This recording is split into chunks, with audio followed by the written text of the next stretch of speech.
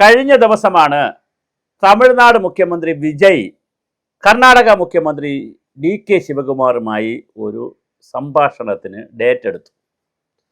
കർണാടകത്തിൽ പോയി സംസാരിക്കാം, കാരണം സീനിയർ നേതാവ് പലപ്പോഴും കർണാടക മുഖ്യമന്ത്രി ആണല്ലോ. മാത്രമല്ല, യഥാർത്ഥത്തിൽ ഈ പ്രശ്നത്തിൽ കൂടുതൽ സഹകരിക്കേണ്ടതും കർണാടകയാണ്. അതുകൊണ്ട് തന്നെ അങ്ങോട്ട് പോയി സംസാരിക്കാം എന്ന് വിജയ് തീരുമാനിച്ചു. വിജയ് അങ്ങനെ തീരുമാനിച്ചതേ ഉള്ളൂ. തമിഴ്നാട്ടിൽ വലിയ തർക്കം നടക്കുന്നു. സ്റ്റാലിൻ ജനങ്ങളെ ഇളക്കിവിടാൻ തുടങ്ങി. എന്താണ് വിഷയം എന്ന് ചോദിച്ചാൽ, കാവേരി നദിയിലെ ജലം പങ്കുവയ്ക്കുന്നതുമായി ബന്ധപ്പെടുത്തിയിട്ടുള്ള വർഷങ്ങളായി നീണ്ടു നിൽക്കുന്ന കേസാണ് പ്രധാനം. നദിക്കും പുഴയ്ക്കും തോടുകൾക്കും ജലചാലുകൾക്കും നീരൊഴുക്കുകൾക്കും നീർവിന്യാസങ്ങൾക്കും ഒന്നും മനുഷ്യർ സൃഷ്ടിച്ചിട്ടുള്ള അതിർവരമ്പുകൾ ബാധകമല്ല എന്നുള്ള സാമാന്യ ബോധത്തിലേക്കും സാമാന്യ യുക്തത്തിലേക്കും രാജ്യം വരേണ്ട സമയം കഴിഞ്ഞു. ഭാഷാടിസ്ഥാനത്തിലും ജനസംഖ്യാടിസ്ഥാനത്തിലുമാണ് പലപ്പോഴും സംസ്ഥാനങ്ങളും ജില്ലകളും പഞ്ചായത്തുകളും എല്ലാം റവന്യൂ ഭാഗങ്ങളെല്ലാം പങ്കുവെക്കുന്നതും വേർതിരിക്കുന്നതും. ഒന്നുകിൽ സംസ്ഥാനങ്ങളാണെങ്കിൽ ഭാഷാടിസ്ഥാനത്തിൽ, മറ്റ് സംവിധാനങ്ങളാണെങ്കിൽ റവന്യൂ അടിസ്ഥാനത്തിൽ. അവിടെയൊന്നും വെള്ളത്തിനോ പരിസ്ഥിതിക്കോ നീർത്തടങ്ങൾക്കോ ഒന്നും ഒരു പ്രാധാന്യവും ലഭിക്കാറില്ല, നദീതടങ്ങൾക്കൊന്നും.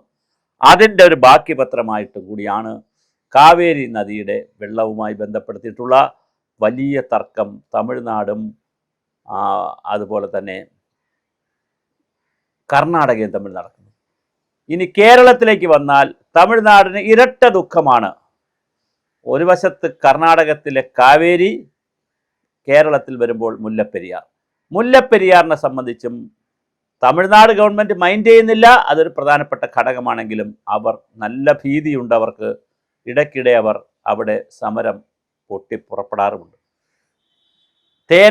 തേനി കമ്പം പോലുള്ള പ്രദേശങ്ങൾ, രാമനാഥപുരം പോലുള്ള സ്ഥലങ്ങളിൽ വലിയ പ്രക്ഷോഭത്തിൽ കർഷക സംഘടനകൾ ഇന്നുമുണ്ട്. മുല്ലപ്പെരിയാറിൽ ഏതെങ്കിലും ഒരു വിഷയം, ചെറിയ വിഷയം പോലും ഉണ്ടായാൽ വളരെ വലിയ ബഹളമാണ് തമിഴ്നാട്ടിലുണ്ടാകുന്നത്. ഒരുപക്ഷെ തമിഴ്നാട്ടിൽ ജല്ലിക്കെട്ടിന് പോലെയും അതുപോലെ അവിടുത്തെ ഭാഷാ ഭ്രാന്തിൻ്റെ പുറത്തുമൊക്കെ നടക്കുന്ന അത്രയും വലിയ, അതിനേക്കാൾ വലിയ അവരുടെ അതിഭയങ്കരമായ വികാരമാണ് വെള്ളം, പ്രത്യേകിച്ച് മുല്ലപ്പെരിയാറിലെ ജലം. മലയാളിക്ക് ഇതൊരു വിഷയമല്ല. ഇവിടെ 35 ലക്ഷം മരിച്ചാലും 100 ലക്ഷം മരിച്ചാലും എന്നെ ബാധിക്കുന്നില്ലല്ലോ. എറണാകുളത്തെയും പത്തനംതിട്ടയിലെയും കോട്ടയത്തെയും ഇടുക്കിയിലെയും തൃശ്ശൂരിലെയും ആളുകളെ അല്ലേ ബാധിക്കുകയുള്ളൂ. അപ്പോഴും തൃശ്ശൂർക്കാരും പത്തനംതിട്ടക്കാരും ചോദിക്കുന്നത് നമ്മളെ വലുതായിട്ട് ബാധിക്കുമോ, ചെറുതായിട്ടല്ലേ ബാധിക്കുകയുള്ളൂ? കൂടുതലും എറണാകുളം ജില്ലക്കാരെ അല്ലേ ബാധിക്കുന്നത്. അപ്പോൾ എറണാകുളം ജില്ലക്കാർ ചോദിക്കും നമ്മളെ കൂടുതൽ ബാധിക്കുമോ, ഇടുക്കിക്കാരെ അല്ലേ? അപ്പോൾ ഇടുക്കിക്കാർ ചോദിക്കും ഉപ്പുതുറക്കാരെ അല്ലേ?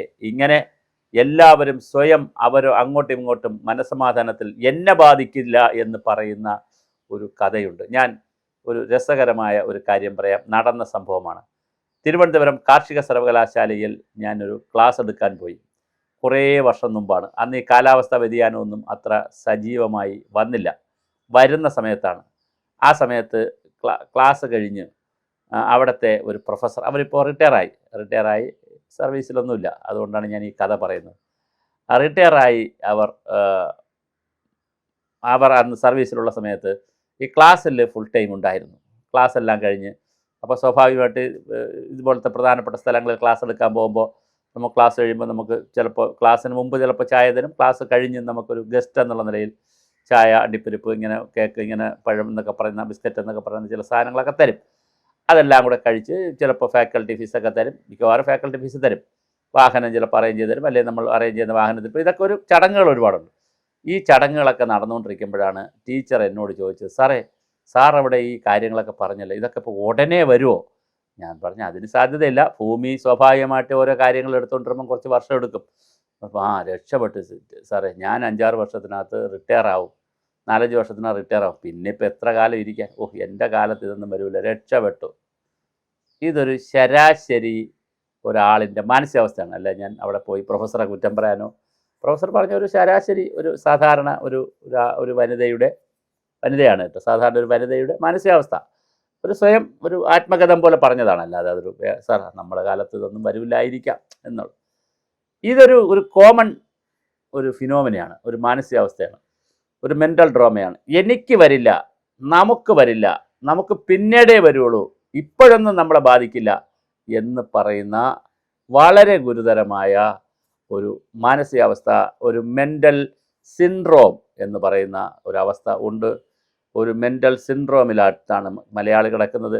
മുല്ലപ്പെരിയാർ എന്ന് പറയുന്ന ഡാം വളരെ വലിയ ഭീഷണിയിലേക്ക് പോകുമ്പോഴും ഇപ്പോൾ കേൾക്കുന്ന ഭീഷണി, ഇപ്പോൾ കുറയുന്ന മഴ ആഗസ്റ്റ് മാസത്തിൽ കൂടുതൽ വരാൻ സാധ്യതയുണ്ട് എന്നുള്ള വാർത്തകളും പുറത്തു വന്നുകൊണ്ടിരിക്കുകയാണ്. അപ്പോൾ ഇങ്ങനെയൊക്കെ വരുന്ന സാഹചര്യത്തിൽ നമുക്ക് വലിയ പ്രതിസന്ധിയിലേക്കാണ് വെള്ളം നമ്മെ കൊണ്ടുപോകുന്നത്. ഇനി അതുപോലെ തന്നെ പറമ്പിക്കുളം ആളിയാർ കരാറും ശിരുവാണിയിൽ നിന്നുള്ള വെള്ളവും ഇതടക്കമുള്ള മുഴുവൻ നമ്മുടെ നദീജല കരാറുകളും നദികളിലെ വെള്ളം ഉപയോഗിക്കുന്നതിനെ സംബന്ധിച്ച് അകത്തും പുറത്തും കേരളത്തിനകത്തും കേരളത്തിനും തമിഴ്നാടുമായിട്ടുള്ള നദീജല കരാറുകൾ പങ്കുവയ്ക്കുന്ന കാര്യത്തിലുമൊക്കെ നമുക്ക് ഒരുപാട് ഹോംവർക്കുകൾ ഇനി ചെയ്യേണ്ടതുണ്ട്. ഞാൻ ഒരു ഗവൺമെൻറ് വന്ന സമയമായതുകൊണ്ട് തുടക്ക സമയത്ത് ഇതെല്ലാ കാര്യങ്ങളും കുഴപ്പമാണ്, എല്ലാം ഇപ്പം തന്നെ പരിഹരിക്കണമെന്നുള്ള അർത്ഥത്തിൽ പറയുന്നത് ശരിയല്ല എന്നുള്ളത് കൊണ്ടാണ് ഈ കരാറുകളെ സംബന്ധിച്ച് ഓപ്പൺ ചെയ്യാത്തത്. പക്ഷേ കരാറുകളെക്കുറിച്ചും പല കരാറുകളും നമുക്ക് കണ്ണീരിൻ്റെ കഥയാണ് നമുക്ക് തരുന്നത്. ഏകപക്ഷീയമാണ് പല കരാറുകളും. മുല്ലപ്പെരിയാർ കരാർ പോലെ തന്നെ എല്ലാ കരാറുകളും തമിഴ്നാടുമായി നമ്മൾ ഉണ്ടാക്കിയിരിക്കുന്ന എല്ലാ കരാറുകളും ഏകപക്ഷീയമായി പോകുന്നില്ലേ എന്നൊരു ചോദ്യം വളരെ പ്രധാനപ്പെട്ടൊരു ചോദ്യമാണ്. മലയാളിയെ സംബന്ധിച്ചിടത്തോളം കൃത്യമായി ഇതിനൊക്കെ ഉത്തരം കണ്ടെത്തണം. മുല്ലപ്പെരിയാർ ഡാം സുരക്ഷിതമാണോ എന്ന് ചോദിച്ചാൽ നമുക്ക് ഒരു പിടിയുമില്ല. അത് ആരാണ് പറയുന്നത് സുരക്ഷിതമാണെന്ന് എന്നുള്ളതും അറിയില്ല, ആരാണ് പറയേണ്ടതെന്ന് നമുക്കറിയില്ല. രാഷ്ട്രീയ നേതൃത്വമാണോ, സുപ്രീം കോടതിയാണോ, സാങ്കേതിക വിദഗ്ധരാണോ, ആരാണ് ഇതിന് മറുപടി പറയേണ്ടതെന്നും അറിയില്ല. നിരാലംബരായ നിരാശ്രയരായ സാധാരണ ജനങ്ങൾ കുറച്ച് പേർ സമരം ചെയ്യുന്നു, കുറച്ചധികം പേർ ആശങ്കയോടെ ജീവിക്കുന്നു. അതിനപ്പുറം ഇതിലൊരു കാര്യവും നടക്കുന്നില്ല. അപ്പോഴാണ് ഞാൻ പറഞ്ഞത്, തെക്കേ ഇന്ത്യ വെള്ളം കൊണ്ട് മുറിവേൽക്കാൻ, ജലം കൊണ്ട് മുറിവേൽക്കാൻ പോകുന്ന 3 സംസ്ഥാനങ്ങളാണ് കർണാടകവും തമിഴ്നാടും കേരളവും. ഇതിൽ സെൻട്രൽ വാട്ടർ കമ്മീഷനും ഡാം സേഫ്റ്റി അതോറിറ്റിയും നരേന്ദ്രമോദിയും കേന്ദ്ര ജലവകുപ്പും ജലശക്തി വകുപ്പും ഗ്രൗണ്ട് വാട്ടർ ഡിപ്പാർട്ട്മെൻറ്റും ഈ മന്ത്രാലയങ്ങളൊക്കെ തന്നെ അതീവ ഗുരുതരമായി ഈ വിഷയത്തിൽ ഇടപെട്ടില്ല എന്നുണ്ടെങ്കിൽ ഈ നിസ്സംഗതയ്ക്ക് വലിയ വില നമ്മൾ കൊടുക്കേണ്ടി വരും. നമ്മുടെ നിസ്സംഗത നാളെ പ്രകൃതി എടുക്കുന്നത് മറ്റൊരു രൂപത്തിലായാൽ ഒരുപക്ഷെ നമ്മളാരും പിടിച്ചാൽ കിട്ടാത്ത രീതിയിൽ, മനസ്സിലാക്കാൻ കഴിയാത്ത രീതിയിൽ എല്ലാം വാഷ് ഔട്ട് ചെയ്ത് പോയേക്കാം. അങ്ങനെയാണല്ലോ ലോക ചരിത്രവും. ഞാൻ അവസാനിപ്പിക്കുന്നു.